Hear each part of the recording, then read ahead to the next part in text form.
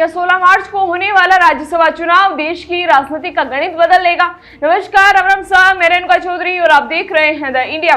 के सत्ता पक्ष की ताकत और बढ़ेगी या विपक्ष कोई बड़ा उलटफेर कर पाएगा? इन सवालों के बीच चुनाव आयोग ने 10 राज्यों की 37 राज्यसभा सीटों पर चुनाव की घोषणा कर दी है।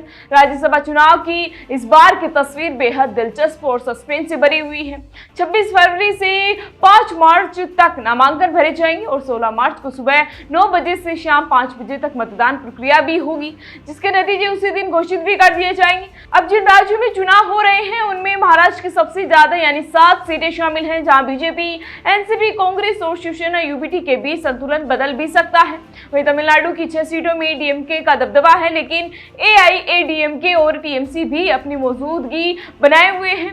वहीं पश्चिम बंगाल की 5 सीटों पर टीएमसी का वर्चस्व है, जबकि बिहार में जेडीयू और आरजेडी बराबरी पर है।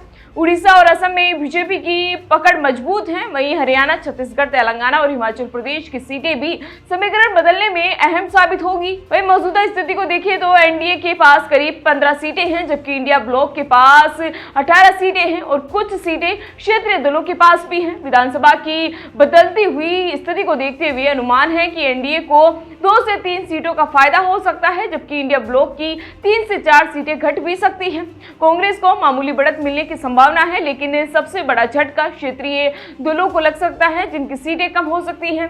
इन चुनाव से कई दिग्गज नेताओं की किस्मत भी तय होगी, जिसे शरद पवार, अभिषेक मनु सिंघवी, प्रियंका चतुर्वेदी, हरिवंश सिंह और उपेंद्र कुशवाहा, जिनका कार्यकाल पूरा हो रहा है।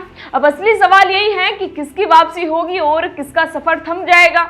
मौजूदा आंकड़ों के अनुसार इन 37 सीटों में से करीब 15 सीटें एनडीए के खेमे में हैं और 18 सीटें विपक्षी यानी इंडिया ब्लॉक के पास मानी जा रही हैं। यह चुनाव राज्यसभा की तस्वीर बदलने वाला साबित हो सकता है, जहां बीजेपी और कांग्रेस दोनों की ताकत बढ़ेगी, लेकिन कहा जा रहा है कि विपक्षी यानी इंडिया ब्लॉक और क्षेत्रीय दलों के लिए यह चुनाव घाटे का सौदा भी बन सकता है। अब सभी की निगाहें इस बात पर टिकी हैं कि 16 मार्च को नतीजे आने के बाद कौन से दिग्गज नेता फिर से सदन में लौटेंगे और किसकी राह यहीं थम जाएगी। ऐसे में 37 सीटों का ये चुनाव सिर्फ संख्या का खेल नहीं, बल्कि आने वाले समय की राजनीतिक दिशा भी तय करने वाला मुकाबला साबित होगा।